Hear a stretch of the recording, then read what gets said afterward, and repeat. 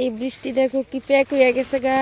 আর আমার পিসিমণি দেখো পায়ে প্যাক টেক লাগাইয়া সব শেষ। আর আমিও আইতে পারতাছি না।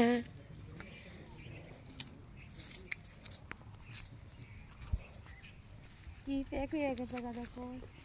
এটা গোমতী নদী, এটা জলে বইরা গেছিল গা। ওই দেখো ফেকে বড়াই লাগছে, যাইতে পারতাছে না।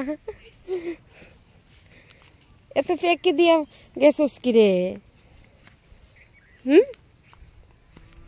পাউডির দই এলাও।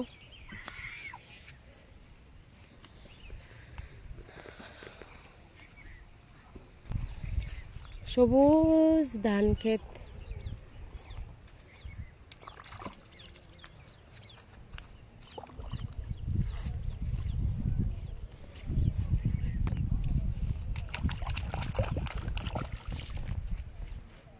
জল আছে।